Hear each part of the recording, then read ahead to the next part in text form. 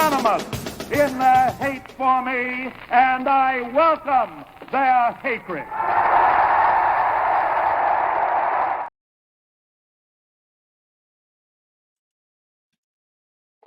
Welcome everybody. A bit of a somber note. We're going to start the show with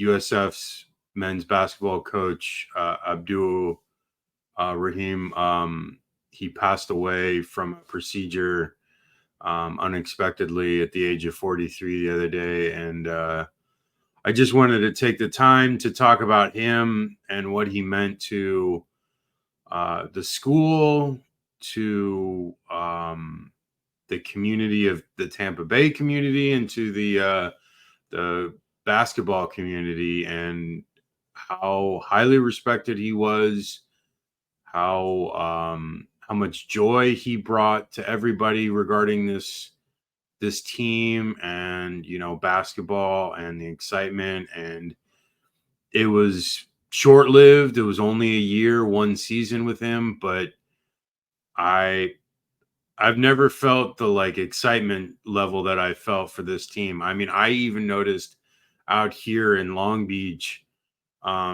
someone had come up to me. I was wearing a USF shirt, and he was asking me about the basketball team.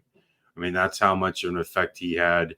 That he had an effect 2,500 miles away from where he was, and it really is amazing what he did with that program in 1 year's time. They were doing nothing for a long time, and then raised the bar so much. And it's I don't know, words can't describe. I was very caught off guard by it. I had no idea he had issues. And he was such a energetic and respectful guy. And I'm very very heart-stricken and very very tough to process all this. But Ian, you've been on campus. How are you processing all this? So for me, it's definitely a shock because, for context, I would see where my classrooms are. I have to park in the Sundome parking lot. And there are many times I see the coaching staffs. I've seen him walk in as early as I get in. Or at least he was coming back from something to get into the arena practicing. I didn't meet, but I was nearby and set up stuff with him. He was very, very fiery, very motivated, very driven. He clearly did not have the same expectations that the rest of the world, the USF, just be like a bottom feeder in the American Conference. I remember him saying, this is not the same old South Florida. Yeah, this is a team that can win. They did in his first year, and it's more than that. I can tell, when I was, in work some games and just seeing players and that the players really bought in quickly to what he was, not only as a coach but as a person. And that's the thing I think about in these things. He had, I believe it was 3 children, his wife, and again, 43 years old, far too young. But in that short time, not only of his life but the USF, he made a tremendous impact. It goes beyond what he did on the hardwood and on the scoreboard. He was a fantastic person, and it goes from him at USF to when he was at Kennesaw State. He made those programs believe that they could win, and that's something more than any thing on the scoreboard can tell you, is that he was totally passionate and driven about his job. And it's very, very tough. I am very grateful to at least have been in the presence of him and to see him coach. And it's beyond tragedy. I have not, when it happened, I'm not on campus since the news broke. But from what I know is that there are things going on around USF to have a celebration of life for him. I don't that's what the Sun Dome. But I do know USF is most likely doing something to honor Yeah, and it's just tough, and I like you said, we feel for his family, his wife and his kids and all his friends and all his other relatives, and you know he had such a huge effect on so many people, and the outpouring of support from all over the country, from different programs, from different levels of professional sports, were like, the Lightning did a memorial for him for a moment of silence at the game last night, and he just had such a huge effect in only about a year and a half time in the community. And it speaks volumes to the man he was, and he'll be missed. Rest easy, Coach. Okay. So with that, let's move into the show. This is Hater Radio. My name is Chris McLean. Ian Gibson, you are my co-host tonight with the usual, like we do. So let's jump into this. So this is Week 9 recap. We had a couple of games on Thursday and Friday, and one of the games was Syracuse Pitt. In this Syracuse Pitt game, Kyle McCord imploded. I'm talking about probably one of the bigger implosions I've ever seen. He had 3 pick sixes, and the game was 31 nothing, like almost immediately. And this game was over. Like, Pitt didn't even have to do anything, and they were like destroying them. I mean, McCord ended up with 5 interceptions. That's how bad it was. And Pitt only had 217 yards of offense. Your thoughts, Ian? Yeah, real quick, you were not far off. That Pitt literally did nothing. Yeah. Those pick sixes were absolute daggers, and the 5 interceptions giving the ball away. Syracuse technically, like, they outgained Pitt by 100 yards, and they dominated them in time of possession. But when you keep giving the ball away, it doesn't happen. It's exactly what happened. So it was really, really, really rough performance by McCord. And once it got to, I mean, they had no choice. They had to keep throwing it. It was so off. It was a death sentence, really. Yeah. Okay, let's move on because we're going to be quick today. UNLV, Boise State. It was a very close game. It was back and forth at the end. Boise scored late to go up 29-24, and that was the ending score. This go-go offense with UNLV looked really good. Malik Williams, the quarterback for UNLV, had a pretty decent game. He had like 284 yards total and 3 TDs. But Ashton Genty still looked really good. He didn't have a ton of yards. He had 128, which is still really good. It's just his typical output is around like 200 or so.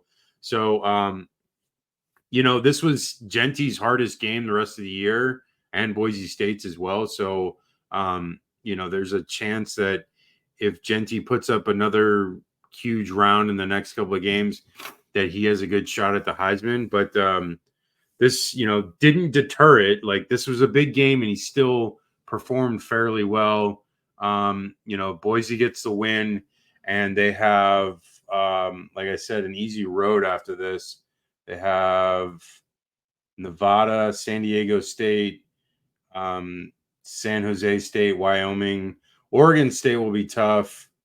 Maybe even the San Diego State game might be tough. Let me see what San Diego State is. San Diego State. Yeah, San Diego State is 3-4, so I guess it's not that tough of a game. But either way, Boise State looks like they'll get to the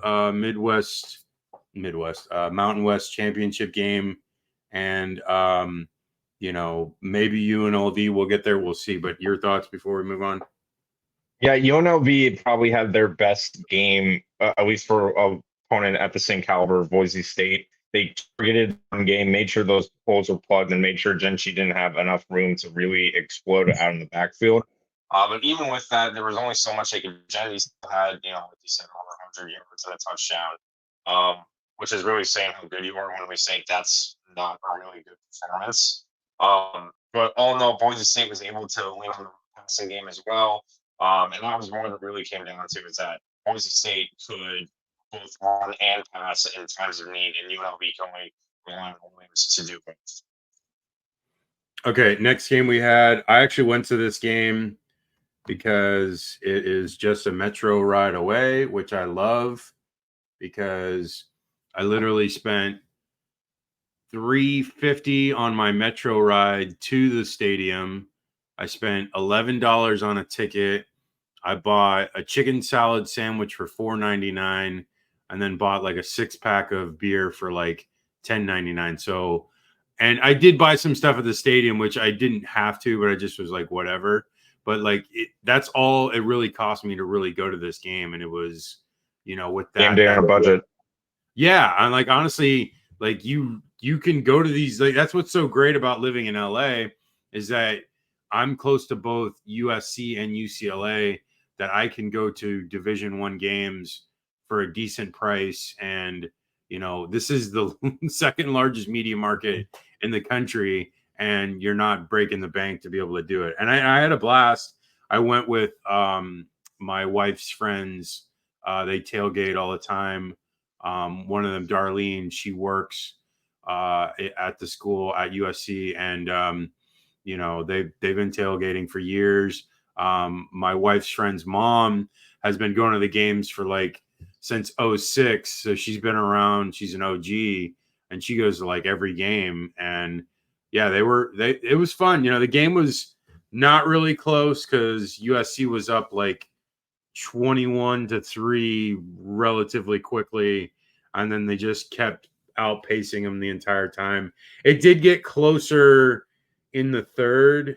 Rutgers scored entering the third and made it a 28-20 game, but then USC answered with 2 more scores, and then it was 42-20 the rest of the way. And Miller Moss was adequate. He wasn't like amazing in the game, but he still had 308 yards, which was pretty damn good. I just think the what really was moving the ball was Jaquavius Marks. He had a great game, and he had 3 TDs, and I think that was like the difference in the game. I think because the run game was so effective, Miller Moss was able to take advantage of some things. There was quite a few plays in the passing attack that resulted in explosive plays, 20 plus. And, that was the difference in the game as well. Rutgers wasn't bad. They just weren't good enough. And, I don't know, this USC team, we'll see where they go from here. But a good win and good way to end the losing streak. Ian, your thoughts before we move on? Yeah, the only thing I want to say is like if you had to drive to this game on this day with the Dodgers game, the Lakers game, and the concerts, you deserve like a freaking medal for having to go through that traffic. Regardless of that, USC's offense came out and they really shook off the rust there. And when you play an opponent like Rutgers, you really to. The one thing I do want to say is that USC did give up very long same time. While they did hold Rutgers to some field goals and some positions, they still gave up over 400 yards. So that was the one thing that I was disappointed in, is that the defense still needs to improve. Yeah, for sure. That the traffic was terrible. We heard that, I was watching the Dodger game as we were at the USC game, and Freddie Freeman hit that grand slam, and I think I was like the first one around me to react, and like everyone started going crazy after that, and it like spread all through the stadium. It was pretty amazing, pretty cool to experience that. Okay, next game we've got is Nebraska, Ohio State on Saturday. This is a close game. Nebraska took a lead late, and Ohio State had to score with not much time left to be able to try to win this one off. And, you know, it's funny because it was like the week before Indiana smoked this Nebraska team, and Ohio State really struggled to do anything offensively against them. And, you know, they had a couple of big plays. There was a big play to Smith and then a big pass play to, I think a Buku, or I can't remember who, but, you know, Will Howard did not look amazing in this. He only was 13 of 16, which is not a ton of yards. I mean, not a ton of passing, and it was 221 total yardage. No, it wasn't a Buku. It was Carnell Tate. Sorry. Yeah. Yeah, it was Carnell Tate with a touchdown, and then Jeremiah Smith with a long one, and then Quinshon Judkins had one as well. Yeah, I mean, you know, Howard had 3 TDs, but it was like limited because Nebraska was, you know, playing them tough. Their defensive line was getting in the backfield and getting after Howard. Rayola didn't look great either. He was 21 of 32 for 152 yards. You know, I don't know. I'm not like, I was high on Nebraska at first. I was hoping they were going to get to this game with like 1 loss or maybe no losses, and they weren't able to do that. And now they have 3 losses, but it's not the end of the world because they haven't been to a bowl game in 7 years. So if they win one more game, which I feel like they will, they'll go bowling, which would be a huge accomplishment for this team, considering how bad they had been the last 7-8 years. And you know, I think they can do it. Ohio State, you know, their gauntlet starts now. They got Penn State next week. They got Michigan and Indiana coming up. So, you know, they're going to have to really step it up to try to close out these games and get to the Big 12 or Big 10 championship. And regardless, I feel like they still are probably a playoff team no matter what happens the rest of their season. But I don't know. I'm not overly impressed with them after this game. And like I said, their schedule just gets way more difficult in the next couple of weeks. But Ian, your thoughts? Yeah, this is exactly what I was afraid of for Ohio State because they were coming off a loss and the bye week, and Nebraska was just coming off a blowout loss as well, and they usually, play up to that. And Ohio State was just sleepwalking, and that was a game again. Time to out. Nebraska just can't have the firepower that Ohio State has right now. But they won out in the end, but they cannot play this game, or they're just sleepwalking, having these quick little dump routes and runs up the middle. They have to be more creative.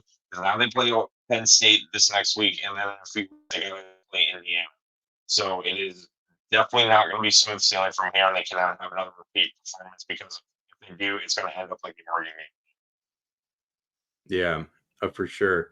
Okay, Notre Dame Navy. Notre Dame rolls over Navy pretty easily. It was 14-7 early, and then just Notre Dame had like 37-14, outscored them through that after that 14-7 point, actually 37-7.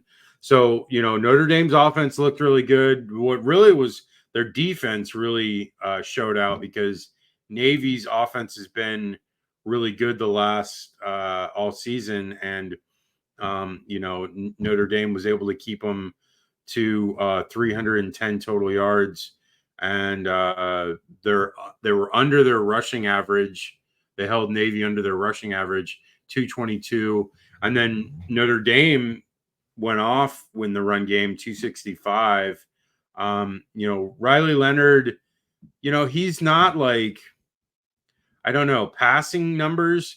He's not going to put up huge numbers week in, week out, but he's effective on the ground and effective enough in the pass game to keep them honest. Yeah, because he had 83 yards on the ground and a touchdown. Jeremiah Love for them looked really good. This Notre Dame team, I know the Northern Illinois loss was like, oh, this is terrible. And it's like, what are they going to do? But they already have beaten Texas A&M in the beginning of the year in College Station, and that win looks better and better as the season has gone on, because Texas A&M hasn't lost since then. And Notre Dame just has to win out. They have tough games against Army, and that USC game now looks more and more pesky. So it'll be interesting. I don't know. I mean, I think even if they get a second loss, they probably get in, because now it's a 12-team playoff. I don't see why the playoff committee would ever deny Notre Dame, because they have a reason to put them in, because it's like, oh, there's plenty of spaces. Now they can just make a reason to be like, to put them in. So it's more than likely, Notre Dame gets in a 12-team playoff pretty consistently, even with 2 losses, maybe even 3, depending on their schedule and the year of what the schedule looks like. Your thoughts before we move on? The key of this game was that Notre Dame was able to force the 6 turnovers of Navy, which is really surprising in a game with a team like Navy. But with that, they were just rolling downhill on Navy, and Navy just couldn't keep up. As limiting the running attack attempts was huge, and Notre Dame just was able to run over that man in the time possession and capitalize on those turnovers. Yeah. Okay. Let's move on to Washington, Indiana. Cignetti is just, backup QB, defending, or the runner-up from last year's national championship game, and it doesn't matter, and he still wins by double digits. And this team is rolling right now.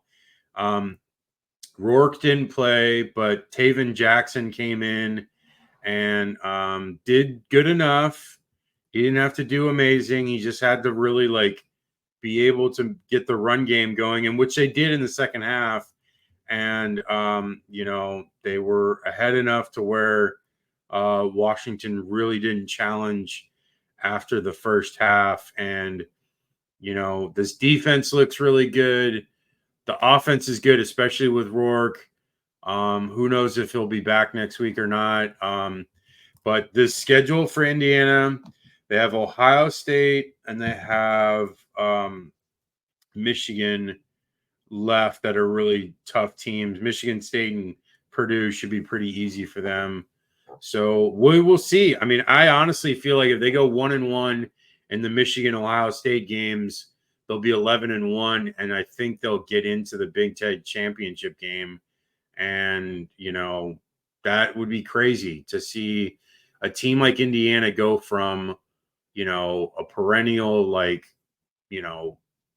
nothing to now potentially on the doorstep of the playoffs. It's remarkable. But Ian, your thoughts? Yeah, At least with Rourke, they said it wasn't a major injury. They able to. It was a thumb injury, and they said he should be ready for the week. It was a precautionary thing because it was a fresh procedure. But the good thing is with Jackson is that it was his 6th start already, and at that point, you're kind of more in the zone with that offense. You know how it runs. But they, came out firing. They were up, I believe, 17-7 at one point. And when Washington made it close, they were able to respond and put enough distance where they couldn't, catch up. I didn't say, they weren't going to score 40 points. I was kind of right there, but I knew Indiana would win this one. Like I said, the offense did enough to win, and when the offense is as efficient as they are right now, it's not too difficult to insert a quarterback in this position and have the other playmakers help out. Yeah. It's crazy with this team because it's like, man, they came out of nowhere. And I know the first game that I noticed them was that UCLA game, which was like the second game of the year. And now it's like, Indiana is totally and everyone noticed it because they were on College Game Day the week before. They were at the Big Noon was there. So, they're definitely, everyone is taking notice, and it's quite remarkable. Okay, next game we had Oklahoma, Ole Miss. Ole Miss, you know, I don't know what to make of it because it was kind of like, you know, Oklahoma had a lead at half, and Ole Miss just kind of was not really doing much, and they then, outscore them in the second half 16-0 and win 26-14. But it's just like, this Oklahoma team is very limited. They're missing 5 of their top receivers, and Arnold, I'm just not impressed with. He didn't have a good game. He did have two TDs, but he only threw 182 yards and just looked lost at a lot of times. Jackson Dart looked good, but they just, I don't know. I know this Oklahoma team's defense isn't terrible, which I'll say that. It's definitely like a decent defense, but their offense is so putrid. I'm amazed that they even put up 14 just because Ole Miss is a way better team right now than Oklahoma. But, Ole Miss still wins. If they keep winning, they have a shot at getting to the playoff. It's not out of the realm of possibility. They have Georgia, Arkansas, and Florida coming up. So those are tough games. Those are not guarantee wins. This Arkansas team, can score, and Green looks really good. And obviously Georgia's Georgia, and Florida, who knows? I mean, they seem to be turning a corner. But this Ole Miss team's got to keep winning because they already have those 2 losses. And especially with that one to Kentucky, looks worse every week. So got to get better and got to keep beating these teams. Your thoughts, Ian? Yeah, and you hit the nail on the head that Ole Miss needs to start, showing better because Oklahoma is just kind of a mess right now. Arnold came back in at starting. They're missing the wide receivers, but still that's scary. Ole Miss, again, this is a thing where you just have a better team. And while they got the win, it wasn't a very pretty win. And that's something that's going to have to be looked on for the rest of the week. They haven't really had a good looking win since they lost to Kentucky. And they did beat South Carolina 27-3, but then they lost to LSU, and they haven't crossed the 30-point mark since that game against Georgia Southern, which was the week before Kentucky. So that's something offensively they're going to need to tighten up because, like you said, the schedule only gets tougher. Yeah. Okay. Let's move on to Missouri, Alabama. This game was never close. Milroe looked really good, and Missouri is a fraud. Before the season, people pointed out, okay, they have a couple of games. They have Texas A&M, they have Alabama, and they have Oklahoma. And the rest of their games are really easy, and they should win those.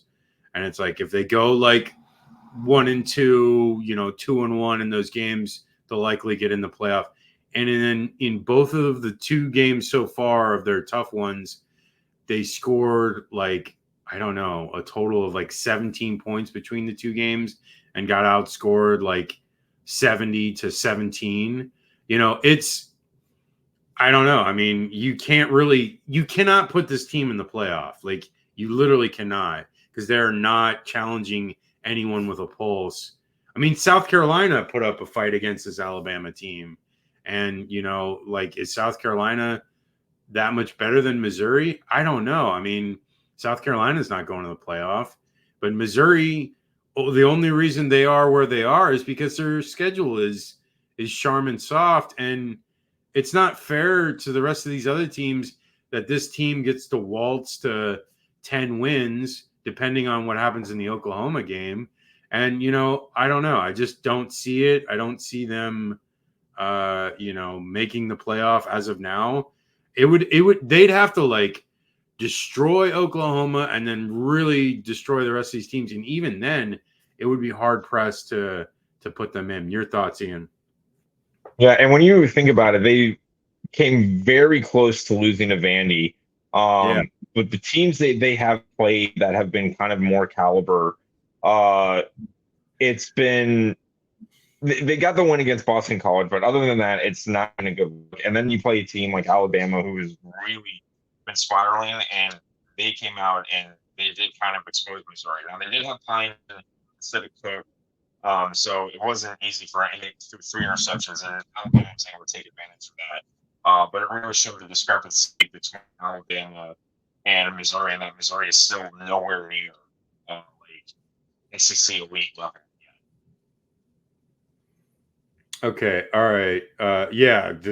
Their quarterback had 42 yards and 3 interceptions. That's crazy. Yeah. Okay, next game, BYU UCF. BYU was in control of this game, and UCF gets 2 late TDs. I'm not going to spend too much time on this one. BYU looks really good.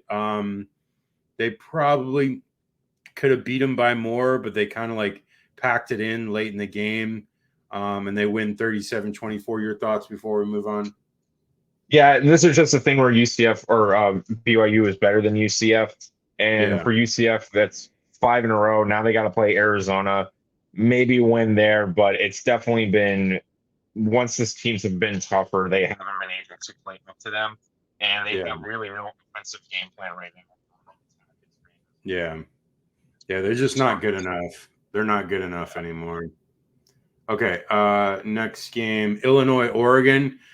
And this is another blowout. There's 3 of these in a row that are kind of blowouts. Oregon wins 38-9. This game was never close. It was 35-3 at halftime, and Oregon really just kind of coasted and took it easy on them. But Dylan Gabriel still had 291 yards and 3 TDs. Dylan Gabriel right now, okay, because he's slowly creeping into the Heisman race, and he is the quarterback of the number 1 undefeated team in the country, and that goes a long way usually. And it hasn't really been like out in the forefront yet, but I feel like as we go further into the season, Oregon looks really damn good, and they're showing out in these games. They have tough games the next couple weeks, Michigan and Wisconsin. And depending on how this Washington fares, maybe that game will be tough. But then a Big Ten championship game is likely at this point. And so he has some opportunities to show out in the next couple of weeks. And, you never know with this team, honestly, for Oregon and Dylan Gabriel getting the Heisman stuff. But regardless, they are the number 1 team in the country. They look better and better. They look like the best team in the country. And, it's crazy because it's like Oregon was definitely hyped up in the beginning of the year, and a lot of people were thinking highly of them. And then they played well against Ohio State, and they've just handled business in the last couple of weeks, and they looked really good, and they look poised to really take it to the next level. And it's interesting to see because I think a lot of people were like more towards the Ohio State, Georgia as the best team in the country, and Texas, and now Oregon is like, taking the helm. So your thoughts, Ian? Yeah, and that's what you said is Oregon looked like the number 1 team yesterday. They certainly have every right to be right now. Gabriel, almost 300 yards and 3 touchdowns. And Oregon's offensive line has been all to make those receivers have. So big credit to them. They might have one of the best offensive lines in the country. But Illinois didn't play terrible. It's just this is one thing where like it's the number 1 team in the country, and they were proving it yesterday. Yeah, for sure. Okay, next game we've got. I picked 2 upsets and they both failed, but this one was the closer of the 2 that I picked. Texas Vanderbilt. This game was really close. Vanderbilt took an early 7-0 lead. Texas came back, scored 2 straight touchdowns. They scored another one. They were up 21-7. Vandy got a late field goal at half, 21-10. Ewers had a couple picks. They weren't really his fault. They were off deflections. Vandy gets a TD, make it 24-17. The next interception he had led to a field goal. Texas got an interception from Pavia. So it was 27-17. And then, Pavia's looked great all year. He's really been impressive. I like the way he plays, especially in these big games. He's looked really amazing. And in thinking about it, it's like if he had decent talent around him, how good he would be. I don't know if he still has any eligibility left, but if he does, can you imagine the offers he's going to be getting from teams? Yeah. Like any team that is decent, that has pretty good talent is going to be and they need a quarterback. They're going to be throwing everything at this kid to get him. But then what is it? Vandy scores a late touchdown, makes it 27-24. Onside kick fails, and that was it. But great game. It was close throughout most of it, and Vanderbilt was this close again. They're very pesky, and crazy things would have happened if they won this game, because really it would have been, like you said, the LSU game would have determined who goes to the SEC championship game. So craziness, but great season for Vanderbilt so far. What are your thoughts, Ian? Yeah, and with Vandy, I'm not a big person in moral victories. I don't believe in them, but I don't really think you can knock them out of the top 25, because that Texas was #1. They are still one of the best teams in the country, and they didn't even play bad. They had yours through the 2 picks, and I'm going to put picks in very loose quotations because, like you said, they were deflected. Swear to God, there needs to be a stat that says unforced interceptions, because they aren't really on him. But yeah, Vandy was with them the whole time. That really is a credit to Vanderbilt and how well they've been this year. All of their losses been by at least 1 score. Their worst loss point-wise was actually against Georgia State, and that was against and that was by 4 points. But Texas, they were able to at least limit the running ability of Pavia and really box him in and make him throw those passes. Those picks were not as pretty, but they were really forced and trying to get something going. But this is, again, the thing where Texas had the game plan to really box in Vanderbilt and not fall into that trap that, it seems like Alabama or Kentucky, that Vanderbilt game they want you to play. Vandy was playing a Texas game, and when that happens, Texas, they made a good fight out of it at the end, but after that onside kick, there was no chance. Yeah. Okay. Quick on this one. FSU, Miami, whatever. It actually was closer than I thought when it was 23-7 into the fourth quarter, but Miami scores 2 late scores, and Florida State gets a late one as well. So Cam Ward didn't look great, but they ran the ball extremely well. Damian Martinez had a great game. Your thoughts, and then we'll move on. It's kicking a dead horse, man. They knew that the rushing defense of Florida State has been really bad, so they just focused on that, and they exploited it. So as easy of a rivalry win as you can get for Miami. Yeah. Okay. This game, the score looked, kind of like it was too out of hand, but it was a close game for most of it. And actually LSU was ahead 17-7 at half. And LSU looked like it was going to roll easily to a win. But Texas A&M, I don't know what happened to Wigman. I didn't see, but he didn't finish this game. And Reed comes in, and Reed looked great. He only had 2 passes, but he was, marshaling the running attack, and they were able to move the ball with Reed behind center. And, they scored 31 points in the second half to LSU's 6. So 31-6, that's pretty significant in outpacing them. And, this A&M team, The defense looks really good. I'm going to say that because Elko knows what he's doing defensively. He brought in, the coaches from Florida and some of their players and some of the defensive players from elsewhere, and they looked really good. Honestly, I know Nussmeier still had a really good game, but he had 3 interceptions, which was crucial, and he threw it 50 times, which is kind of ridiculous. But they held him to 24 rushing yards. I don't know. This A&M team, one loss to Notre Dame.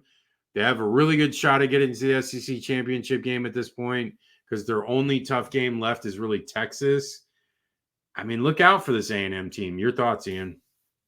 Yeah, and when Marcel Reed came in, it completely changed the dynamic of LSU's attack on the offense because now they had to run more on the run game on the pass. So it was a completely different philosophy that they were, preparing for.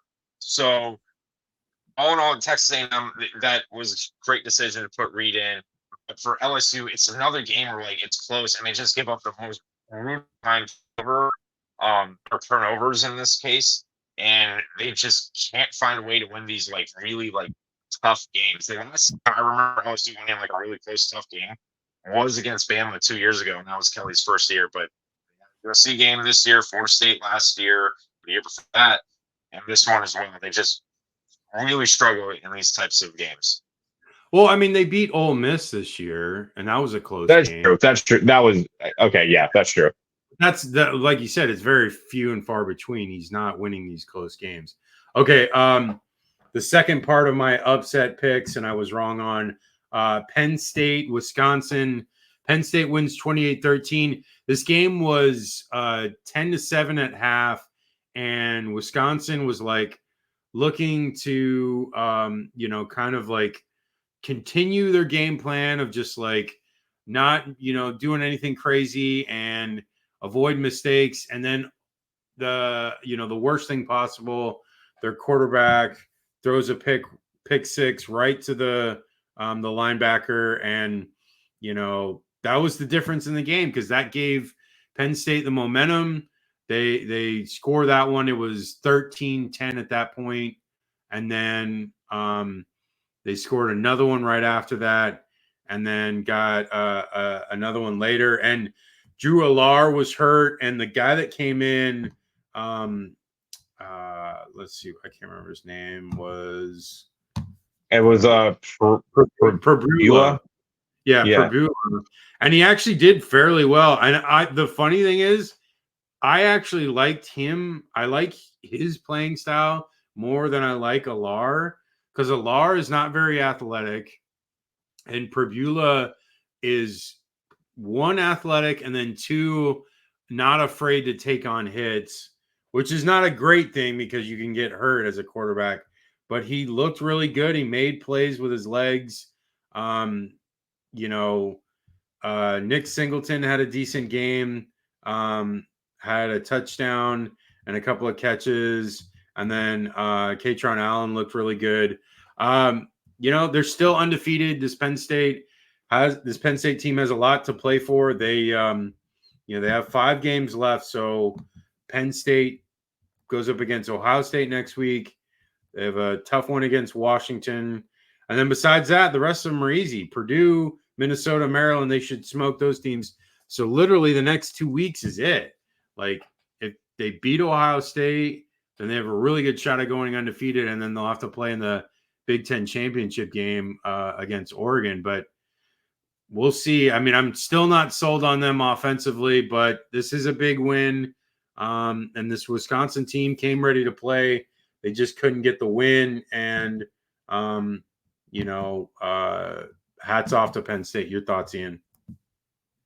Yeah, with Penn State, it was a typical Big Ten defensive battle. And in that instance, Penn State was prepared for that one, and they had enough offense to complement it. And Wisconsin is just all defense, and they couldn't do as much as Penn State could.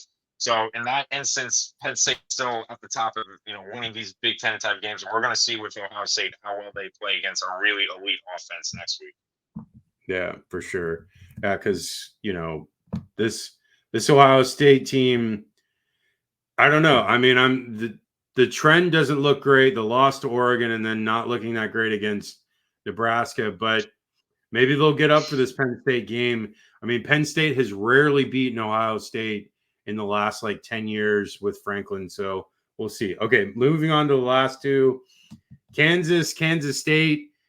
Close game. Kansas State has to score a late field goal just to go ahead, and they get the win 29-27.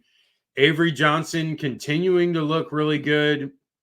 I really like this kid. I think he, is super athletic and has a really good command of the offense. And DJ Giddens as well, the running back for Kansas State, looks really good. Jalen Daniels did not look bad in this game. He did enough to help this team win, but this Kansas team just seems like there is not the same magic that they've had the last couple of years. And, they got snake bitten again. They've had a lot of close losses and they lose again. So hats off to Kansas State. They have,